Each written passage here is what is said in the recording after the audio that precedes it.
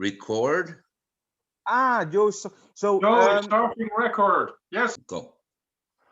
good evening, everyone. Welcome to United F1 Chat Talk. My name is Chris, and tonight I have Joe Lowry and Jan-Joos Volmer. Well, I don't think I don't need any introduction, but I would like to introduce Joe Lowry. Welcome, Joe. Thank you. Hi, Chris. How's it going? Hey, Jan. Hi. Hi, Joe. Everything is well, mate. I hope you guys are okay. And a new year, new start. Well, we still have to deal with COVID, but anyway, Yeah. that's another that's another subject.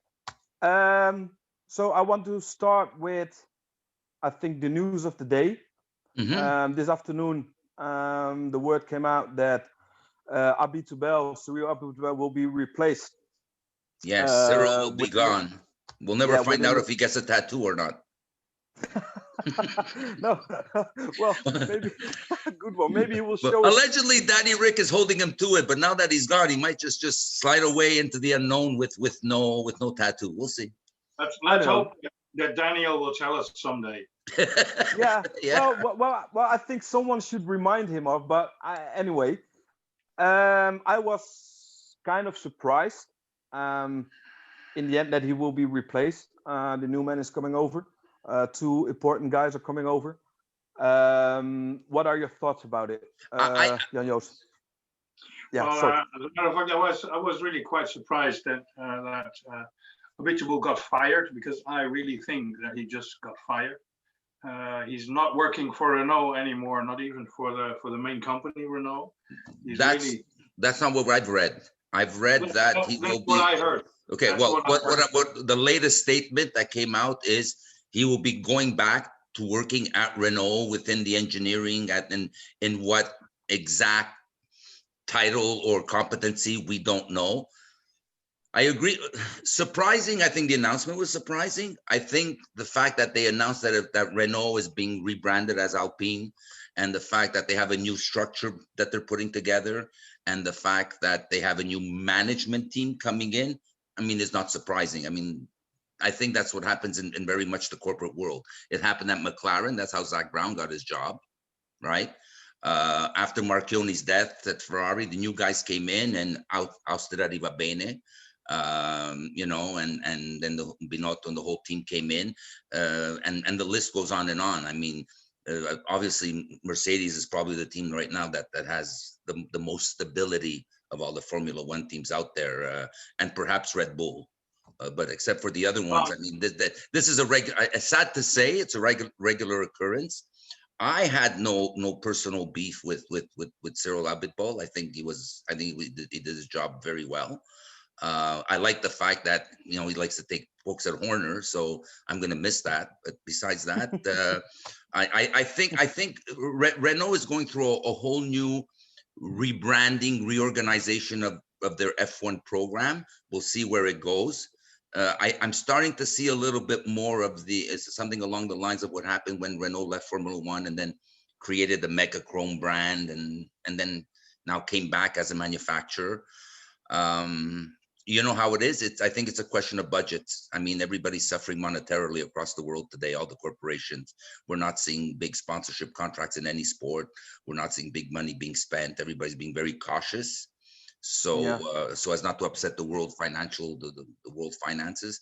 So I think that's it's also a result of the of what's happened of the situation with COVID.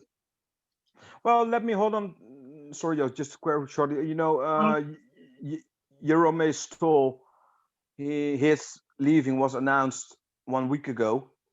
As far I understood, somehow Jerome Stoll, he was Renault's sporting director, and he was somehow a favorite. Well, and the other way around from Cyril. But anyway, just a quick question to all of you, Jan-Joos. Do you think it's a big loss for Renault? I don't know. I think it's a loss. Yes, I think it's a loss because he had a lot of experience with the team. Now they have to start all over somehow. As a matter of fact, like Joe said, it's something that happens all the time. But I was expecting this for 3 or 4 years, and it didn't happen. So this time I was quite surprised it happened anyway.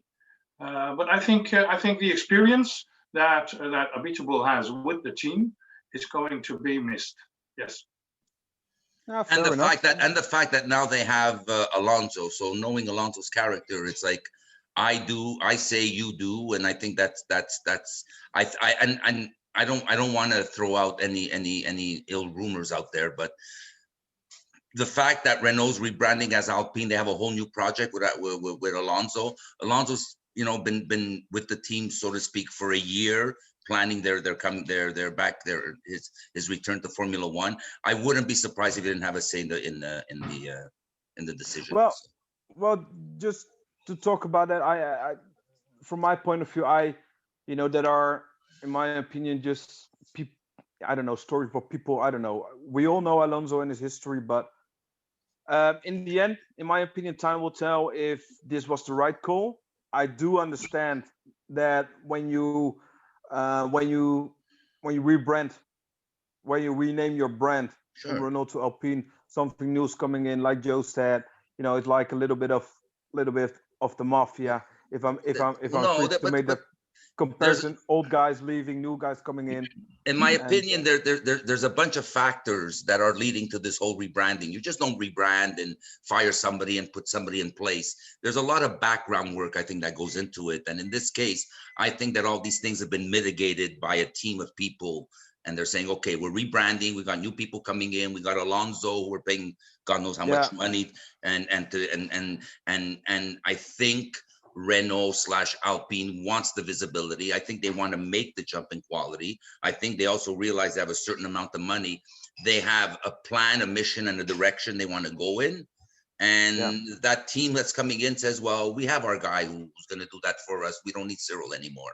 And I mean, this commonly happens in F1 teams and any other corporate situation all the time.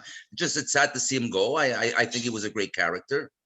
I think he did his job very well. I think him and Boulier and in my opinion, are some of the better ones. Well, fair enough. Well, personally, it's just a personal opinion what I have against some people just a little bit south of my country. But anyway, so you think, time will tell. Then there's another subject what I want to talk with you about, guys. Just very shortly, we have the new year.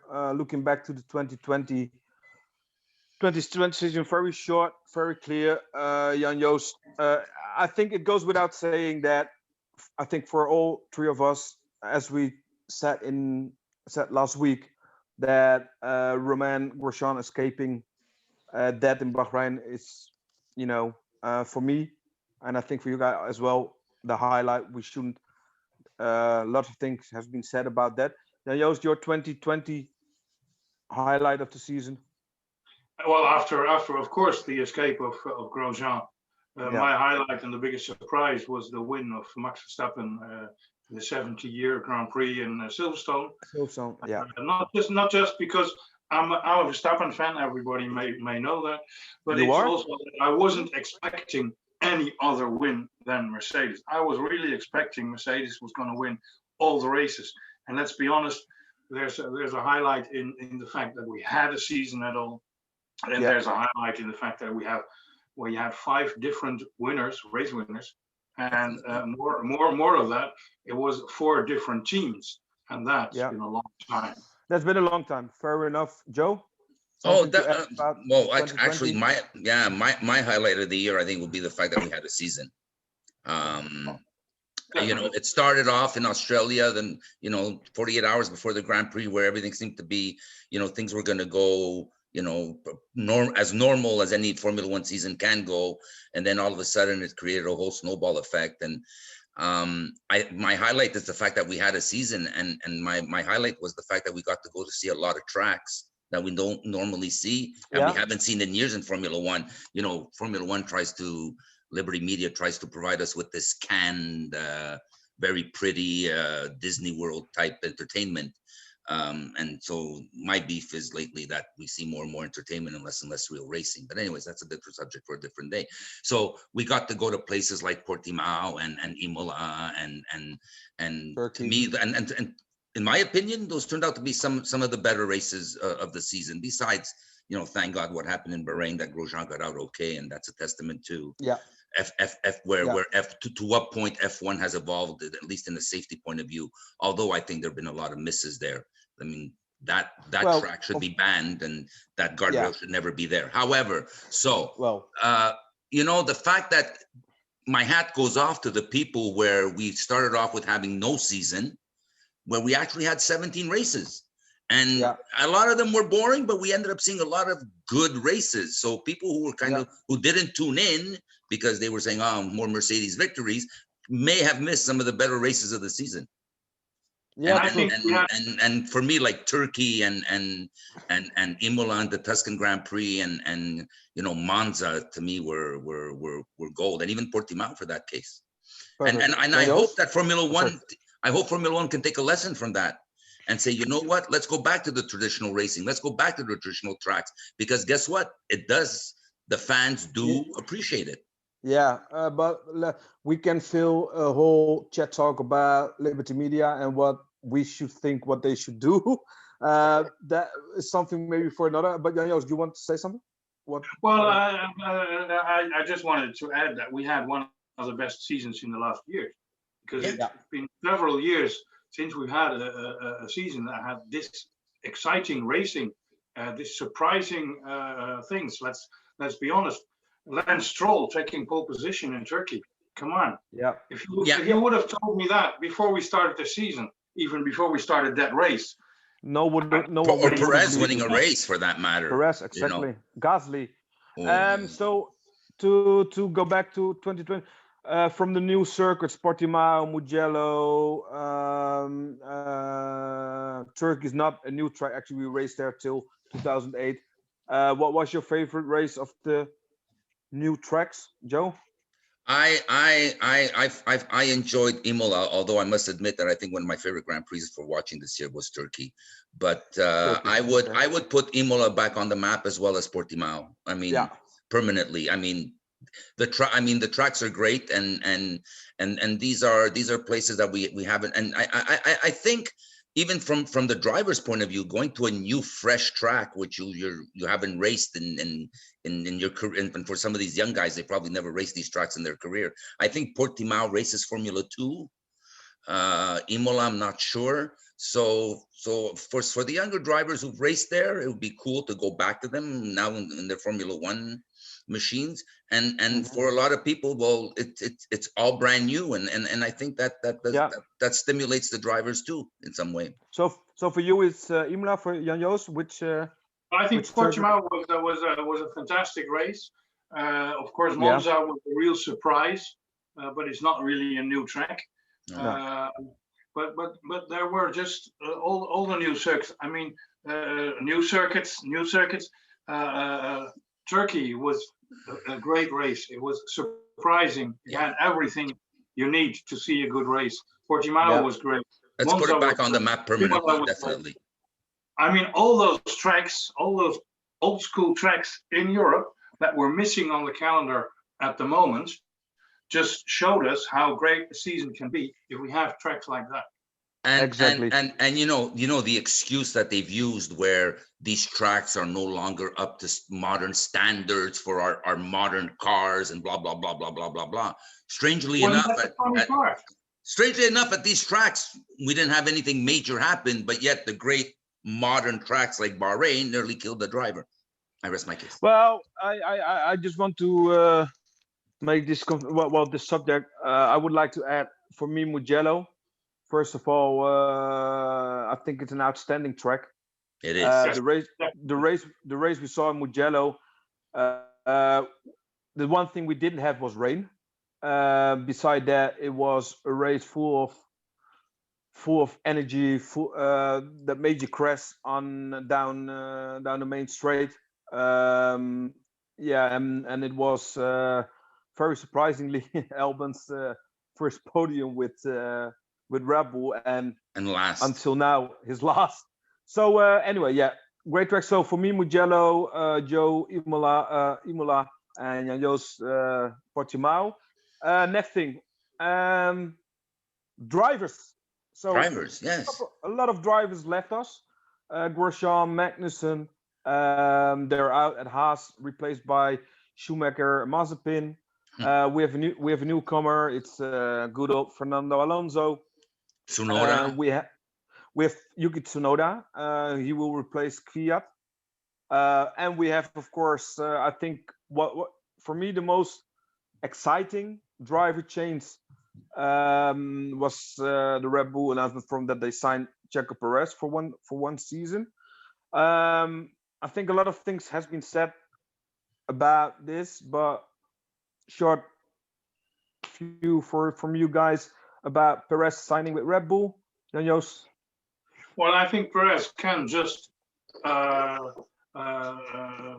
make Max more sharp and hunt him because Perez is, of course, a fast guy. If he has the right car, he can just show things that other drivers can't show in the car. So I expect him to give Max quite a hard time, which is exactly what I think Red Bull and Max need at the moment. Question to both of you.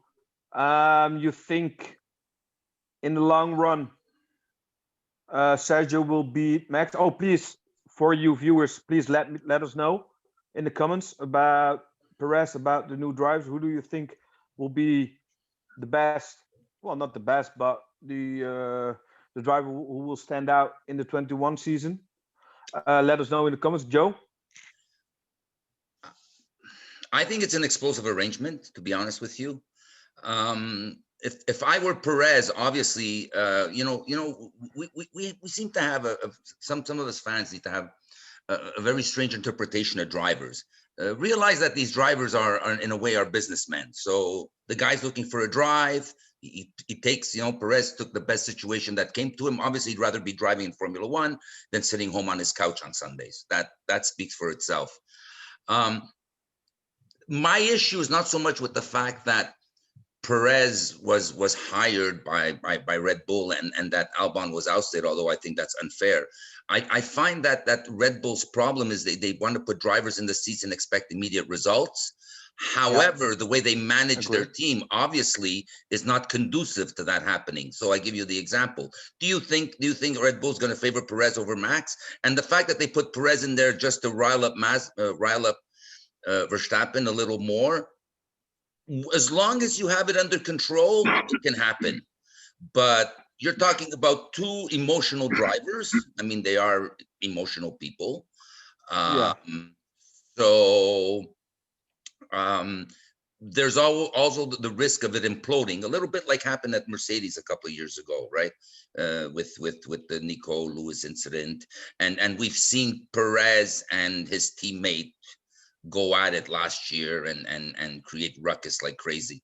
So I don't think Perez is the type of guy who's going to stay put in his seat like a good little boy because the teacher told him to.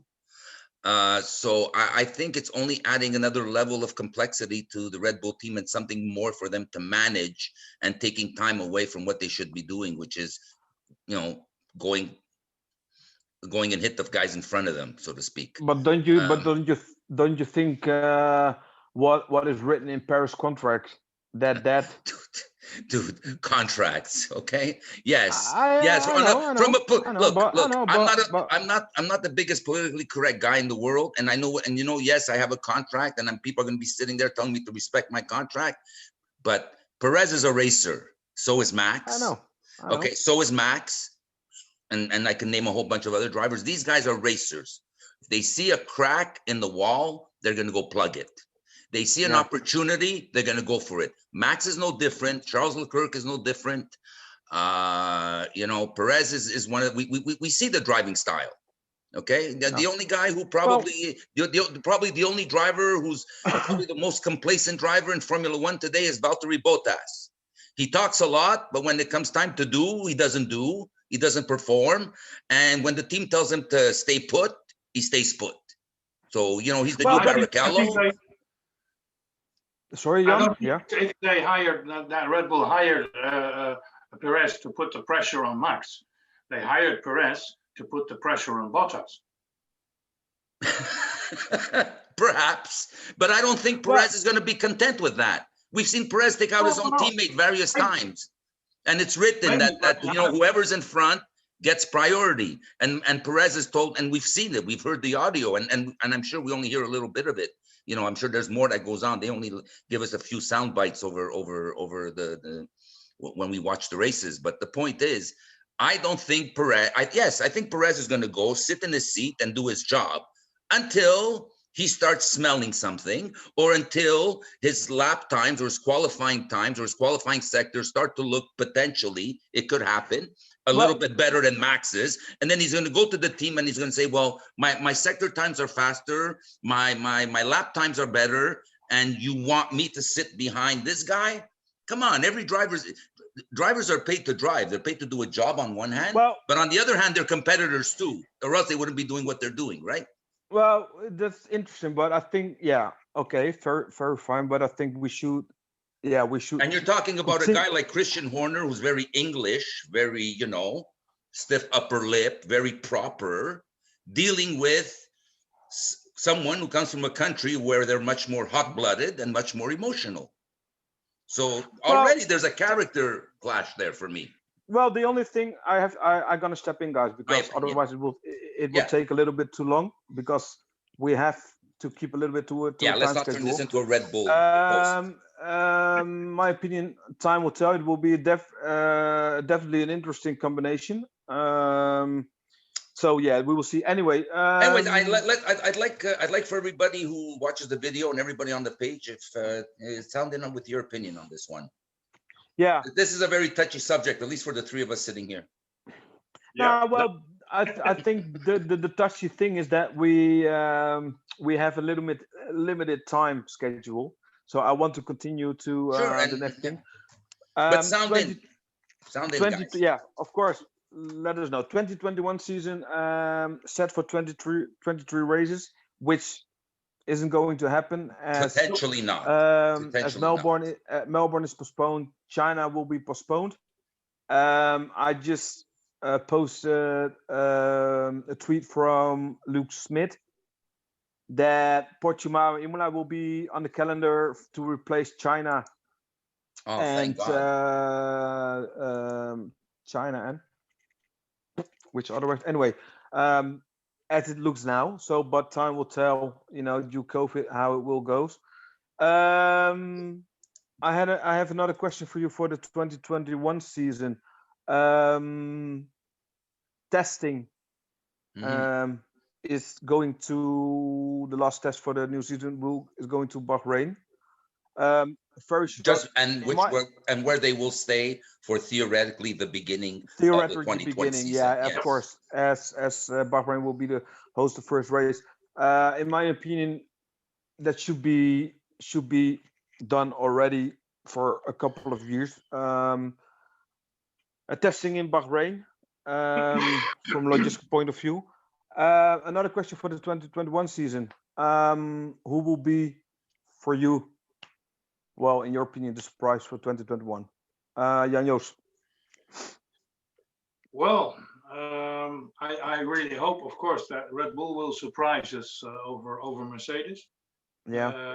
And as a matter of fact, the surprise that's coming up, that may be coming up, is the fact that Hamilton still doesn't have a contract, and that seems to be getting harder all the time. So. There might be a possibility that there will be no contract for Hamilton at Mercedes, which will bring George Russell probably in the Mercedes. And that would be, of course, a very exciting thing. On the part of drivers, as it is expected with Hamilton in the Mercedes, well, Hamilton winning wouldn't be a surprise, let's be honest. So I think that team and driver, who you think will surprise you in 2021? I think as a team, maybe it may be Aston Martin surprising us, and as a driver, Well, I'm quite curious what Perez can do with Red Bull. Perez, Red Bull, Joe. Which team and in driver my- will Look, surprise you? I'll be honest with you. I'd like to see McLaren make the jump that they've made. I think McLaren's going to make a better jump. I hope that Mercedes, I hope that Red Bull will be able to, hit harder with Mercedes. Obviously Ferrari's going to have to make a jump at some point, because I think they're going to have to make a jump at some point, because they had their worst year ever. So I see some potential for McLaren. I hope that Red Bull is going to be able to close the gap between them and Mercedes. I think one of the ones that we haven't taken into consideration yet that potentially could make the big jump. Perhaps we're going to see a little bit more from Aston Martin. Okay. Yeah. They're being obviously Racing Point is being rebranded. They have now they've retained the services of Sebastian Vettel. Like or hate Stroll, he's no slouch. Lance is no slouch. No. I mean, we've seen what he's been able to do when you have the right team, the right car, the right circumstances, the right track. I think the Aston Martin Racing Point organization is going to make a jump in quality, considering the fact that they've had an extra year to develop their car, because the car they have now is just a carbon copy of someone else's car. So they've been able to use their resources to plan a whole brand new vehicle and a whole brand new car, at least if they're using their resources properly. That's my opinion. So the fact that they came in with a bunch of drawings and copied someone else's car theoretically should give them the resources in time and personnel to start developing for 2022. So my hope is that 2021, as much as I hate to say it, will be a carbon copy of 2020, because I really enjoyed some of the tracks we went to in 2020.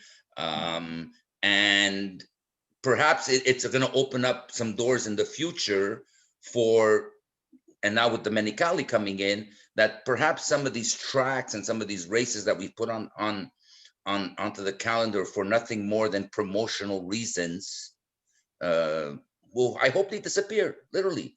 I wouldn't mind if Bahrain disappeared off the face of the map. I personally wouldn't mind if Abu Dhabi disappeared off the face of the map. To me, these are totally useless Grand Prix. They're just shows, like Monaco is. To me, Monaco is a useless Grand Prix, except for the fact that it has a history of Formula One racing and it has a royal family. The track at Monaco, compared to when you compare them to the cars that we're using on the tracks today, are totally the track, and there's no synergy between the cars and the tracks.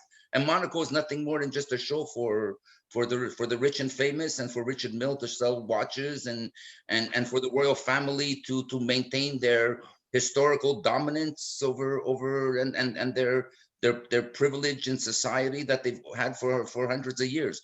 But the sad part is Monaco is a historical race. You're perfectly and it right. deserves to be there. You're perfectly right. Monaco is ridiculous, but I love it. But I understand why, and I understand why it exists. But Bahrain and Abu Dhabi and all these crazy night races and stuff, that, as I said, I have my opinion. I don't want to get into it today, but Formula One that's becoming Disney World is not what I signed up for when I started following Formula One in the 70s. Well, I hope that wasn't what it was then. Now maybe that's what it is now, but it doesn't turn me on. That portion of that part of it doesn't turn me on. Guys, we have to speed it up a little bit. Jan-Joos. Well, that's where, I mean, now that Domenicali is going to run Liberty Media, I really that's hope exactly the next point. What I wanted to brought up. Yeah, exactly. Go ahead. You were talking about Domenicali. As a racer, he may be just speed things up a little and bring us back the old tracks and the old-fashioned racing. I hope that's going. Well, I don't think we're going to go. I don't think we're going to do 180 degrees, Jan. But what I think is that I think Liberty Media put Domenicali in that position because, as we know, Liberty Media is bleeding money, right? And Domenicali, well, he's more of a racer and a very good manager than he is, an event producer. Let's put it that way. So I think the Menicali should be able to bring a fresh outlook and put Liberty Media's and Formula One back on the right track, so that Liberty Media starts recouping some of their losses and hopefully make money. But my only issue with that is how much of a back seat is Carey gonna really Chase Carey really gonna take? You see what I'm saying? Well, in the end, guys, Still the sits way on I the look board. at it, in the end, Dominicali will be just another Muppet for Liberty Media, put in place there. In the end, he has to take care of Liberty Media's interests, what they want, how Of they course. want to run the, Well, how they want to run the show, in my opinion. And I hope Stefano gets a fair chance that he is able to implement things into F1, what we all missed over the years. You know, that will be, we have a lot of question marks for next year. I'll be Um, honest, Chris. I'll be honest with you. I don't think he's just a puppet because, the Menicali is not the type of guy to be anybody's puppet. When he started, when he was at Ferrari as team principal, I'll be honest with you, I didn't like him. I didn't like his style. well, I mentioned However, in the end, Domenicali was responsible for things happening that had he not been there wouldn't have happened. And to be honest with you, he was a man. I mean, at the end, he took the hit for the team. So I don't think Domenicali would have taken the position to be a puppet there. However, what I'm saying to you is Chase Carey still sits on the board. And how shall I that's why say? Allegiances don't end overnight just because there's a new guy sitting in the big chair. So I mean, with Chase Carey still sitting on the board, if Carey doesn't like nothing, all he's got to gives the signal. Well, his flukies are going to vote, in his direction and not in the direction of the Menicali's proposal. And that happens but everywhere. So just to step in there, that's so what's scaring me, or what I don't like is the fact that Chase Carey will be sitting on the board. If Chase Carey was not sitting on the board, then the Menicali could come in and bring in his proposals, and perhaps would end up getting less resistance. People would be more open to listening to it. But then again, it's Liberty Media's money. Let them do what they want. If they want to well, drive the sport to the ground, it is what well, it is. The teams obviously aren't suffering. I just want, from my point of view, I meant like in the end, he has to do what Liberty Media wants, and because I think Liberty Media has set a strategy for the coming years. So in that term, I want to see how big his influence will be. But yeah, time will tell. So actually, this was the first United F1 chat talk. Yeah. It seems time is coming a little bit to the end. Please let us know if you have any suggestions, any things what we could discuss for the next chat talk. Basically, this was our first one. We are a little bit time limited due Zoom. We only have 40 minutes, so we are all three of us. I think we can talk over 2-3 hours straight about our favorite sport. But yeah, we will have more Zoom chat talks this season. Just want to let yeah. Just want to let everybody know that we can do more of these. So if you like the format, let us know. If you want to participate in some of them, of course, let us know. This panel is not set. So basically, anyone who wants to have the opportunity to do a Zoom, and we'll be posting it on YouTube and so on and so forth. If you want to be part of a conversation, let us know. We'll try to set up as many as we can with as many of our members as we can. Obviously, we're limited in the amount of people and the time we want, so we wouldn't be having like a 50-way discussion. At the same time, in the comments, once this is up on YouTube, please let us know. Give us your predictions for 2021. Yeah, let us know. And one more thing, we have a little bit of time left. I want to come back to Mick Schumacher. Mick, F3 champion, F2 champion, signed a contract backed up by Ferrari with Haas. Very short. What are your expectations from Mick, Jan Joost? Well, I think Mick is a real decent driver. He's not as good as his father. Personally, I think he's not world championship material. I don't think he's going to get that, but he's probably gonna win a few races. I think he is above mediocre, but he's not one of the top notches. Compared to Lance? Come on, come on, Jan. Well, if you want to, if we let's end with a comparison. I know I bloody hate comparisons. I won't compare. But if you want to compare Mick to Lance, I'd choose Lance a million times. Oh over my Mick. God! Oh my God! Blasphemy, Chris! Blasphemy. Well, yeah. Well, let's put it this way. I'm coming from Canada, okay? So I have my allegiances. Guys, listen, I just said this to please Jan Joost. Otherwise, he will be old. He will be old and grumpy if I said something bad about. No, Jan Joost, go ahead. Let's put it this way. Lance got his father's money. Mick got his father's name. But they're both and contacts. He's got it all.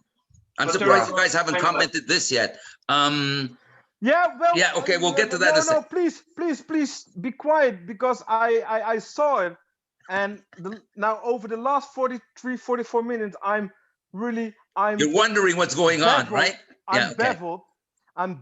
You, as a diehard Ferrarista, you are sitting there with a Mercedes shirt, Joe. Well, first of all, let me give you the rundown on this. First of all, we're talking about Mick Schumacher. The only comment I'm going to make on Mick Schumacher is I potentially see him sitting next to Charles Leclerc at Ferrari eventually. If his training is on the job training goes well, I think that's what what's on the radar, the forecast. Well, it is winter. It is winter here in Canada, and this is actually this is a knit sweater, which is not sold here. So this came in from a supplier in Europe, and this is actually a knit sweater, and so it's nice and cozy, keeps me warm. Given my age, I don't wear hoodies, and also, we at some point we need to. I'm a diehard Ferrarista, but I'm still a sportsman. And in honor of Sir Lewis, yeah, in honor of Sir Lewis, I think that it was appropriate. After all, they did win the championship again this year. Well, that's fair enough. Guys. Once again, I think this was for the first time. I would like to thank you very much for your time. You're welcome. We're definitely going to speak more often. And we'll see you in the group. Like I said, let us know. And from now, from Germany, from Holland, and from Canada, we wish you all the best, and we see you soon. Yeah, and guys, feel free if you want to join these conversations, and we'd be more than happy. And hopefully, we'll be posting one up maybe before or right after